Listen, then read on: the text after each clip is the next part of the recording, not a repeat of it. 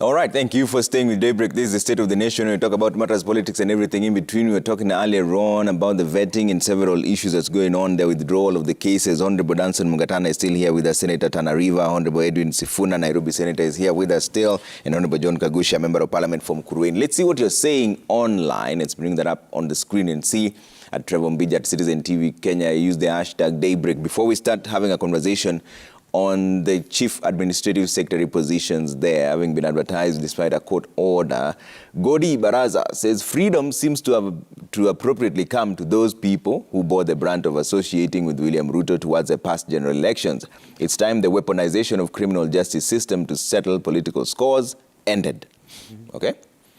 Amaganga Mustaf says the entire bad-hearted cabal should be revamped. The DPP should follow the route of that the DCI and Inspector General of Police took. Nobody trusts them, and it's across the board from Nairobi to deepest rural areas of our country. Okay? Babu Michael says, ask Kagusha, does it make sense to cut the budget by 300 billion, which will affect government workers, while introducing unconstitutional CAS positions for people who are in the president's campaign trail? Okay.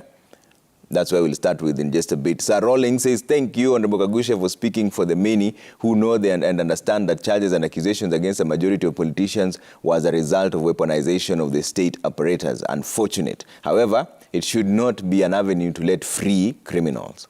Okay? Bob Otieno Wino says, if the charges which were withdrawn by DPP Haji were politically driven, then he should resign, just like former DCI Kenya boss Kinoti, because it may cost taxpayers money if the accused sue government for defamation. Okay? Pacho says, these cases you see DPPs withdrawing, he was there when they were being framed. He knows very well they're a product of state capture and abuse of criminal justice system. Freedom imefika. Indeed, let's enjoy. Okay. Okelo Mwalimu says, in the spirit of healing and forgiveness, we are looking forward to witnessing mass withdrawal of court cases relating to petty offenders. Now that this week has created room for politicians to be cleared, next week belongs to common mwananchi. Yes. Indeed, freedom has come. Let's go back to that tweet. The Economic says, it is painful for Senator Mugatana to defend incompetence. You mean the entire Kilifi, they are not better people than Honorable Jumwa to be rewarded as a cabinet secretary? We'll allow you to respond to that. But let's go back to the tweet that was addressing Kagusha. It was actually in reference to the CAS position that we're talking about. And no, they were talking about 300 billion being cut, that one. Ask Kagusha, does it make sense to cut the budget by 300 billion, which will affect government workers while introducing unconstitutional CAS position for people who are in president's campaign trail? This is where we're going to anyway, because court temporarily bars PAC from advertising for CAS position, but they still advertise anyway. So does it make sense looking to cut the budget by 300 billion and still have the CAS position, which will still blow up the wage bill? You know, I told you that the public has intelligence which is above average.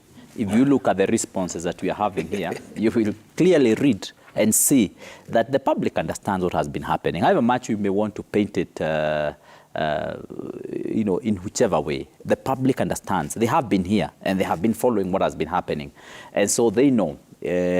And I just wanted to quickly point out that the issue of letting go lower cadre people, other than the political class, is already there.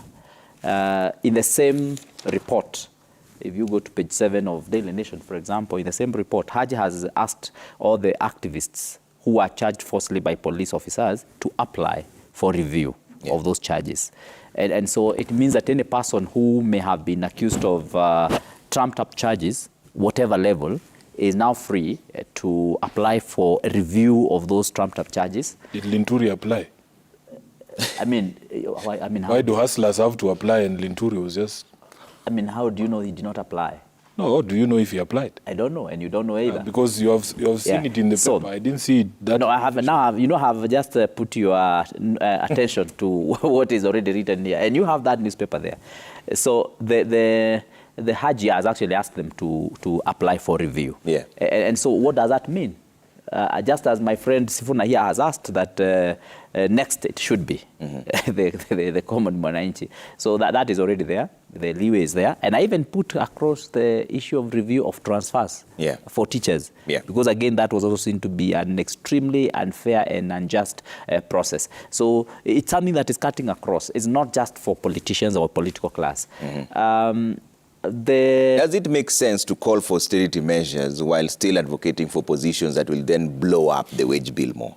Yeah, so I have seen that question as to the issue of introduction of CAS position. And I would like to point out that President Ruto has not introduced CAS position. All of us know and understand that the CAS position has been there all along. It is silently what would have been referred to as an assistant minister. And that position has been with us in the old constitution. And I think in the Uhuru administration, that's when also the CAS position was concocted. And this position was concocted or put together in exercise of executive powers. It was declared unconstitutional, though, for the record. Yeah, it is declared unconstitutional. And for that reason, then the government has an opportunity now to apply for review of the same or appeal that declaration. I know by the time that declaration was being made or done yesterday by the courts, the advert had already been placed. So I am sure the Attorney General will be able to advise on the way forward, because I'm sure the government will also not want to find itself in collision with the law. But the gentleman, I want to believe is a gentleman who is asking about the 300 billion Kenya shillings, is a little bit much more on the austerity measures, is a little bit much more on economic side and government expense. And I would want to say that, creation of employment opportunities, I do not think is negating austerity measures by government, especially when these are Kenyans. And we want to have as many people as possible employed by government, whether they are people who are senior or junior, whether they are at the political class or not in political class. I think we desire to have as many people as possible being employed by government so that they can be able to feed their families. And isn't also that able counterproductive when it comes to austerity measures?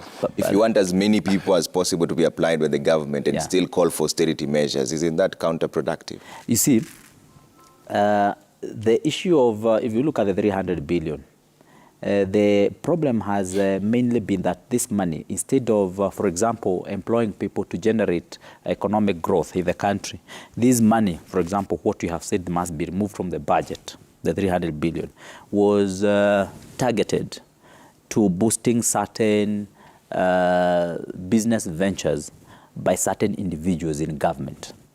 And this is what we were calling the state capture. And we still call it state capture. This is what we have said, that whereas some people have been said to be,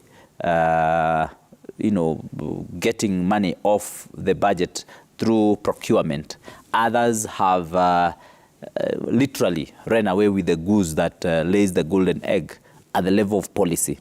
So you make budget with a target and with an intention in mind to take away billions of Kenya shillings from the public coffers to certain supportive industry, to support certain industry which is geared towards personal interest of people who hold senior positions in government. So basically what has been done is that President Ruto has said, remove all those monies which go to support those ventures and let that money be off budget, and every other little money that remains, it will be refocused on areas that are going to touch the lower levels or the lower levels of the pyramid, so that we can generate economic growth amongst a majority of Kenyans. And so creation of employment for people, targeting also the lower cadres of the public is no problem. The challenge has been that we have been drawing too much money in self-interest and to promote certain interests of people who hold senior positions in government. Okay. If you look at how much you're going to be employing the CASs and maybe those kind of people, it's not going to measure up to what we are now trying to save. Yeah. But having said that, yeah. I want to say that the government should clearly obey the court instructions, okay, any court orders that are given. Yeah. Our government should, follow those court orders. Yeah. As legislatures, we will also be very keen, okay, to ensure that we are oversighting executive, okay, so that we also don't have any excesses, because that is part of our work, to ensure that executive is living up to the constitutional dictates of our republic, because we are the people who made that constitution. Okay. We respect judiciary, we are empowering judiciary, right, and so whatever orders that judiciary gives, yeah, then we as government must also be very keen to obey those court orders. All right. We cannot start on the wrong footing. All right, Sifuna, what is your view on this CAS position? This particular, the creation of the CAS position was not declared unconstitutional yesterday. It was way back in 2021 by Justice Mrima, following the case that was filed by Okiya Omtata, who I'm going to be sitting with in the County Parliamentary Accounts Committee. And it was ruled unconstitutional because of, among other things, a lack of public participation. Yeah. And also the manner in which the people who ended up in those offices were actually recruited. Yeah.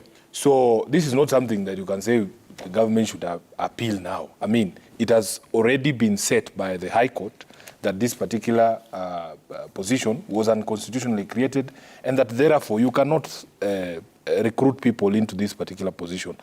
We have been told that William Ruto is going to be the rule of law president. And he started off by, employing the judges who had been refused that position by his predecessor. He has assured the judiciary of certain amounts of money for their development.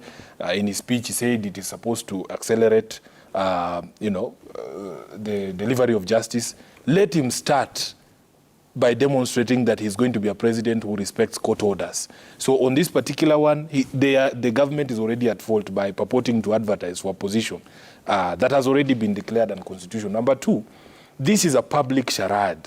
You know, Trevor, if you look at what has happened even in the shortlisting of the PSS, yeah, this is a waste of time. These people have already been predetermined. He knows the friends that he's going to give these positions. Let him not waste unnecessarily waste public money, even paying for adverts in newspapers, when we know for a fact that this process is being remote controlled. The Public Service Commission has already lost all its credibility with the fiasco of the re-editing or editing of the list of shortlist. And I can assure you, Trevor, that when the final appointments are made, the bulk of the people who came in the second schedule after the list was edited are the ones going to be given those positions, because we all know what is going on.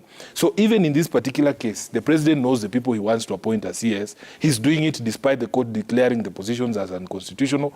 And when we talk about increase of wage bill, he himself asked us, when he spoke to Parliament, that he wants to reduce 300 billion shillings from our current budget, and it is largely targeted at recurrent expenditure. Our biggest expenditure is payment of salaries for public servants. So you cannot come here and argue that it is something desirable for us to grow even further the public wage bill, and yet we are looking at ways in which we can balance our books. Now, you know, government does not exist, Kagushia, to provide employment. If you look at the entire government, take all the positions that are available in the central government, in the county government, there are less than 1 million positions, my brother. Each year, our universities are putting out 1 million people into the job market. The purpose and what a government that knows what it is doing is supposed to do is to create an environment that will bring in private money, private investment, that then provides avenues for these young people to be engaged meaningfully. You cannot have a government that is just existing to employ. That is why some of our county governments have been determined to be unviable, because all those county governments do is pay salaries. Nairobi, for instance, we spend almost 50%, over 50% of our money is spent on paying people's wages and other expenditure. So it leaves a very small fraction for development expenditure. So what we want to see is a government that understands. And from what you're saying, it is clear that you might not know what you're supposed to be doing. Create an environment that attracts investors. The private sector is the best, employer. In fact, you cannot just be a government that exists to employ people. So what we want to see is a reduction in the public wage bill. He promised us he's going to cut 300 billion. Then you cannot, again, undermine what you're saying by creating positions that have been found unconstitutional. They are unnecessary. And we want to see, even in the shortlist for PSS, because you said you are going to create a government for Mamamboga and for Boda Boda, in this shortlist for the people who are coming to be vetted for the CSS. You know, I represent Nairobi County, and here is the headquarters of hustlers. They have said that they missed out on the list for the cabinet secretaries. But they have not also seen themselves. Let me finish. I think Let me finish. I am now representing the hustlers. They have said they understand why they missed out on the list for CSS. They also might understand why, because of maybe, you can see here there's a requirement to bring academic professional certificates and clearances from EACC, DCI, and CRB. So many hustlers in Nairobi understand why they couldn't get on this list of CSS. In the short list for PSS, they also don't see themselves. They are hoping that even this one, because if you push it through, even if it's unconstitutional because you have the numbers, please consider the hustlers in these chief administrative secretary positions, because they have not seen themselves in all. But seriously, is a senator, just a minute, Mheshimiwa Mugatana, is a senator now swallowing his own words? Which words? That government does not exist to employ. No. I mean, you have said clearly that government exists to create environment, and when we are very seriously creating environment for hustlers to be able to produce and to do business, Bwana Senator here actually wish the hustlers themselves to come and be employed in government. No, I mean, of course, you know that is absurd. It can't work. Mheshimiwa, all I am saying and that will be swallowing his own words. You can't advise me that government does not exist to employ, and then you say that you want the hustlers to come and control the environment themselves. It doesn't exist to create employment. What we are saying is, now that you are hiring, and you promised us that a government for hustlers, Boda Bodas and Mamambogas, now that you are doing it anyway, where are the positions of these people? You will see them. You will see them. Let me go to this case. I wanted to remind the country that the Article 134 of the Constitution gives power to the President to establish any offices. In fact, 134 Sub-Article 4 says that the office that the President needs to create in the public office must go through the Public Service Commission. So the problem that was brought by the previous case, where our former president appointed CAS without involving the Public Service Commission, it created the ground for it being ruled unconstitutional. And also the fact that that process did not have any public participation, again, created the room for it to be declared unconstitutional. But look at President William Ruto, what he has done. He invoked his power under the Constitution. And remember, this is the same Constitution that we gave him we elected him, we gave him the powers to do what he needs to do to get the thing moving, the government moving. So he invokes the Constitution and says, let us create these offices. So the two matters must be distinguished. And he followed due process. He brought the matter to the Public Service Commission. The Public Service Commission created the environment for public participation, and then they went to establish the office. Now, look at the orders that were obtained by the Law Society of Kenya in that case.